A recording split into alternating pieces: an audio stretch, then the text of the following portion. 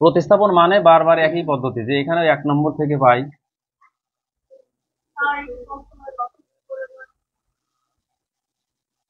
কষ্ট ইচ্ছাকৃত ভাবে কেউ কষ্ট করে? যেটা সহজ পদ্ধতি সেই কাজটাই করে। এখানে লসা 18 14 লসাগু করতে গেলে বড় একটা সংখ্যা হবে, এটাতে আবার গুণ ভাগ করো, এটা বেশি ঝামেলা না? তবে ওয়াই সরাসরি পার করে দিলে তো বেশি সহজ হচ্ছে। তো সহজ পদ্ধতিটাই তো আমরা করব। এই যে এক্স ওয়াই 14 এগুলো চলে গেল, 18 ওখানে গেলে কি হবে? গুণ হবে।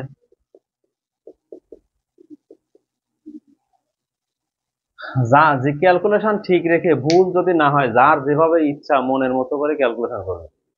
যেখানে আমি লসাগু করলে হয় কিনা, এটা এইভাবে করলে হয় কিনা, বিভিন্ন ভাবে চেক করে দেখবে আসলে অঙ্ক হয় সমস্যা আছে কিনা। না হলে তখন এসে বলবে যে স্যার এটা তো এইভাবে করলাম কিন্তু হলো না, তাহলে আমি ভুলটা চেক করে দেবো কেন হলো। এটা এটা থাকা ভালো। তো এই মানটা 2 নম্বরে বসাবো।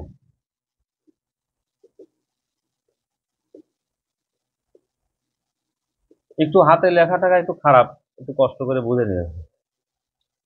2 নম্বর কি আছে? X plus Y divided 2।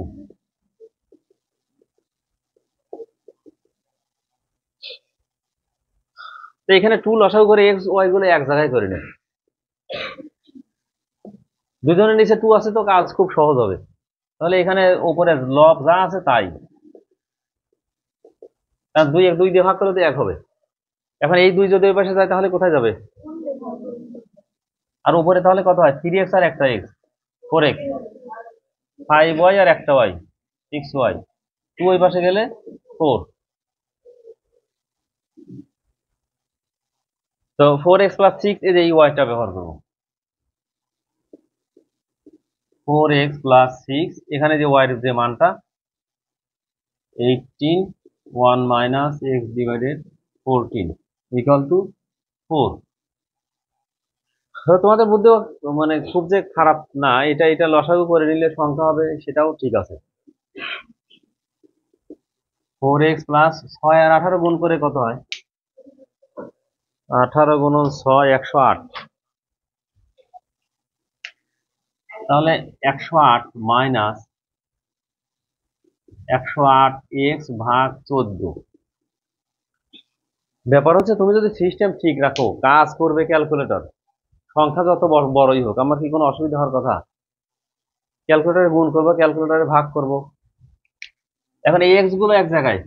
আচ্ছা, এখন একটা জিনিস ছোট করতে পারি, 108কে 14 দিয়ে ভাগ করা যায় কিনা? না, দশমিক আসে, তো এটা এইভাবেই থাক। তো এখানে 4x আর এখানে 108 এক্স ভাগ 14, এই 108টাকে ওই পাশে পার করে দিই। পার করে দিলে কি হবে? বিয়োগ হবে।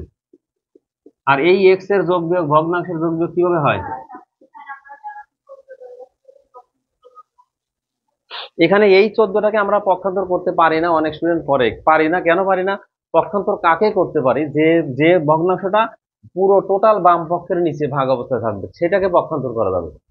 এটা এটা একা একা না, এর সাথে আরো অনেক মানগুলো সংশ্লিষ্ট আছে। এই যে এখন যে 14 লসাগু করবো, এই 14 আমি ওই পাশে পক্ষান্তর করতে পারবো, কিন্তু শুধু একটা ভগ্নাংশ থেকে একটা মান ওই পাশে ট্রান্সফার করা যাবে না।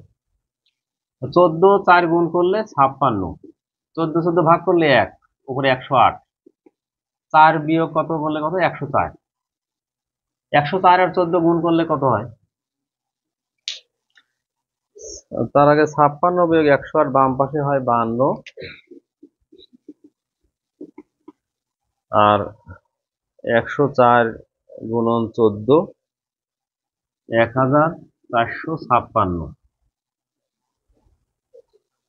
তাহলে এখন এক্স কত হবে?